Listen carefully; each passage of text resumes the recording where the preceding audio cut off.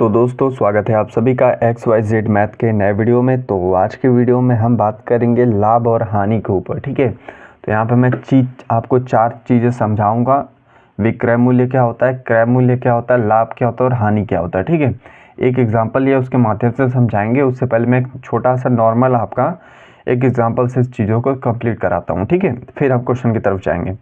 सबसे पहले हम बात करेंगे विक्रय मूल्य की। ठीक है, देखिए अगर कोई आप वस्तु खरीदने जाते हैं तो आपसे पूछते हैं कि इसका विक्रय मूल्य क्या है, मतलब बिकने का इसका मूल्य क्या है। ठीक है, तो वो विक्रय मूल्य होता है। जैसे कोई एक गिलास आप दूध लेकर आ रहे हैं मार्केट से। ठीक है, तो आपने एक बॉटल दूध लिया तो दूध की कीमत 25 रुपये थी। ठीक है, तो उसकी क्या है, विक्रय मूल्य है, वो बेचने वाला मूल्य है। ठीक है, अब क्रय मूल्य, अब कोई कहेगा कि भाई ये तो बेचने वाला मूल्य है, आप मुझे दोगे कितना पे। आप कोई कह रहा है मुझे छूट पे दो, चाहे मतलब डिस्काउंट पे दो। ठीक है, तो मान लो 20 रुपये आपको लगा दे, तो वो आपका विक्रय मूल्य हो गया। ठीक है, सॉरी वो क्रय मूल्य वाला, खरीदने वाला मूल्य हो गया। ठीक है, तो बेचने वाला मूल्य जो बेचा जाएगा उस पर मूल्य जो लगता है, खरीदने वाला मूल्य पर क्रय मूल्य लगता है। ठीक है, और लाभ और हानि, तो कोई वस्तु खरीदोगे तो अगर वो दाम ज़्यादा था और आपने कम में खरीद लिया तो आपको लाभ हो गया।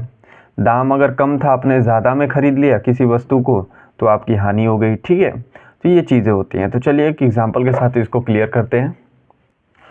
तो सबसे पहले क्वेश्चन हमसे कह रहा है कि राजू ने एक साइकिल 2400 रुपये में खरीदी। ठीक है, तो यहाँ पे हम लिखेंगे क्रय मूल्य। ठीक है, तो खरीदने का मतलब क्या है, क्रय मूल्य कितने में खरीदी, क्रय कितना हो जाएगा आपका 2400 रुपये में। ठीक है, तो ये 2400 रुपये में खरीद रहा है, ये खरीदने का मूल्य है। ठीक है, तो ये आपका क्रय हो गया। अब क्या आगे कह रहा है, ठीक है, और उसे 800 रुपये की हानि पर बेच दी।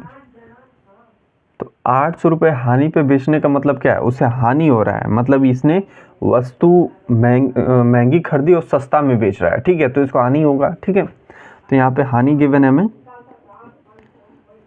हानि 800 रुपये। ठीक है, तो ये हो गया आपका 800 रुपये हानि। ठीक है, अब हम देखते हैं आगे।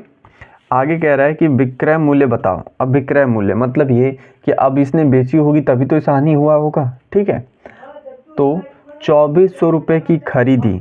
ठीक है, और हानि हो रहा है इसे 800 रुपये का, तो इसका मतलब ये है कि ये 800 रुपये कम पा रहा है 2400 रुपये में से। ठीक है, तो 2400 में से 800 अगर घटा देंगे तो हमारा विक्रय मूल्य निकल कर आ जाएगा कि इसने वस्तु कितने में बेची। ठीक है, तो यहाँ पे आपका आ जाएगा 2400 माइनस, यहाँ पे विक्रय मूल्य लिख सकते हैं, विक्रय मूल्य इज इक्वल टू 2400 माइनस 800। ठीक है, तो वैल्यू आपकी बच जाएगी, यहाँ पे आप आराम से घटा सकते हो। ठीक है, तो 1600 रुपये बच जाएगा, यानी कि वस्तु इसने 1600 रुपये में बेच दी।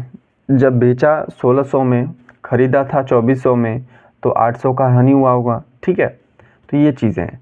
अब आप आगे क्वेश्चन कह रहा है लाभ के बारे में कि अगर 400 रुपये अधिक में बेचा होता तो कितने में बेचा होता। ठीक है, अब तो लाभ की बात हो रही है, तो लाभ कह रहा है आपसे कि लाभ उसे होता 400 रुपये का। ठीक है, तो वो वस्तु कितने में बेचता, तो जितने की वस्तु खरीदी थी उसमें 400 जोड़ दो।